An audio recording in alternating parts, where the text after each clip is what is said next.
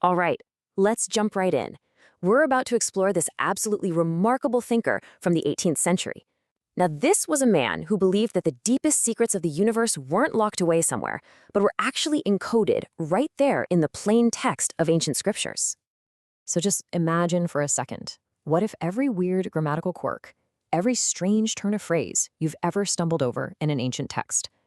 What if it wasn't a mistake at all? What if it was a deliberate clue, a little signpost pointing to a hidden mystical reality? Well, that's the wild idea we are unpacking today. And this is the master key that unlocks his entire system. It's the central principle for Rabbi Moshe David Valle, or Ramad, as he was known. It translates to, the plain meaning points to the secret. See, for him, the simple literal text wasn't just some shell you had to crack open and throw away to get to the good stuff inside. No, the plain text was the map. And you know, this method gets surprisingly real very fast. Just take a simple economic law. The Hebrew word for usury, charging high interest on loans, is marbit. Well, Ramamad looks at this and sees a deeper meaning, just by splitting the word in two. You get mar, bait, which literally means a bitter house. So the secret isn't some lofty abstract idea, it's a profound spiritual warning hidden right there in the sound of the word itself. So who was the man behind this radical way of reading? Well, meet Rabbi Moshe David Valle, a true polymath who lived his entire life in Padua, Italy. And honestly, his life story is just as fascinating as his method, because it's defined by this huge, glaring contradiction. And this slide just lays it out perfectly. On one hand, you have this scientist, a medical doctor from the super prestigious University of Padua by the time he was just 18 years old, totally steeped in Enlightenment philosophy and science. But on the other hand, you have the mystic, a master Kabbalist, a respected peer of the famous mystic Ramchal, another giant of Italian Kabbalah. And get this, within their own spiritual circle, he was even considered a messianic figure. I mean, how do you even begin to reconcile those two worlds in one person? That's the million-dollar question, right? Here's a guy with a brilliant career as a physician laid out in front of him. Why would he make the dramatic choice to just turn his back on all of it and dedicate his life to uncovering these textual secrets? Well, the answer lies in a pretty profound personal crisis. And his own words, they just tell the story best. Shortly after graduating, he had this total crisis of confidence. He went from the arrogance of a top graduate who thinks he's got it all figured out to this crushing, humbling realization that he knew nothing of any real substance. He felt his entire prestigious education was, and I'm quoting him here, useless, uncertain, and doubtful.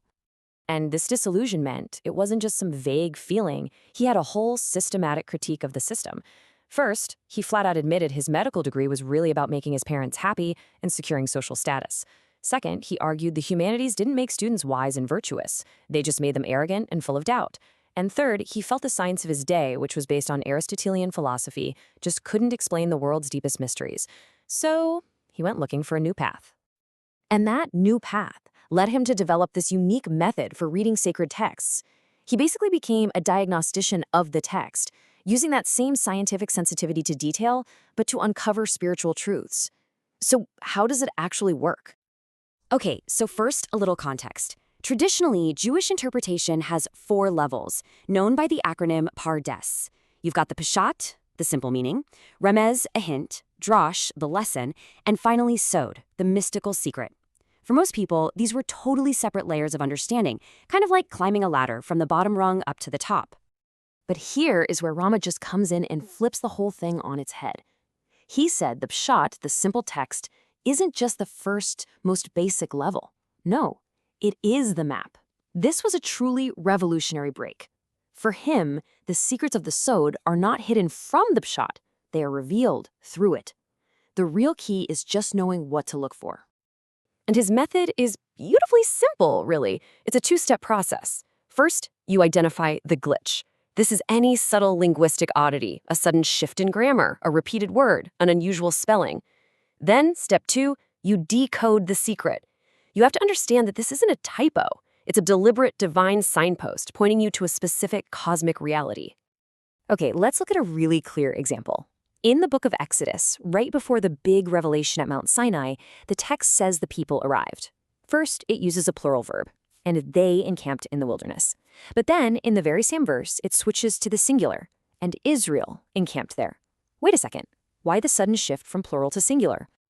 For Ramdod, that glitch is the whole point. The plural verb, they encamped, is talking about the physical people, the many individuals he calls Israel below. But the singular verb, Israel encamped, is describing a mystical event. It means that their unified spiritual root, a singular entity he calls Israel above, actually descended and united them into one single being, as one person with one heart. The grammar isn't a mistake. It's a breathtakingly precise description of a cosmic event. Here's another type of glitch he'd look for. When Jacob sees Joseph's bloody coat, he cries out. In the original Hebrew, the verb is doubled, taraf, taraf, which we usually translate as surely torn to pieces. Now, a simple reader might just see that as emphasis, like saying he was really, really torn up. But not Ramad. He came up with a rule: a doubled verb always signals an action happening on two planes at the exact same time. On the earthly plane, Jacob believed his son was physically torn apart. But that doubled verb tells Ramad that on the mystical plane, a parallel event happened. A spiritual tearing, a rupture, occurred in the cosmic order, specifically in the divine attribute that Joseph represents. The language itself becomes a window into a cosmic drama. So, you're probably thinking, if this method is so powerful, why isn't Rabbi Moshe David Valle a household name? Well, for centuries he absolutely wasn't. His legacy was almost completely lost to history, just locked away in dusty manuscripts. And what a legacy it is. I mean, we are not talking about a couple of pamphlets here. Ramad produced a massive, comprehensive commentary on the entire Hebrew Bible, spanning nearly 20,000 pages, and almost none of it was published in his lifetime. So after he died in 1777, his work just sat there, in obscurity, for almost 200 years. It wasn't until the 1960s that this brilliant scholar Isaiah Tishby rediscovered the manuscripts. Then, starting in the 1990s, another scholar, Rabbi Yosef Spinner, began the absolutely monumental task of editing and publishing them.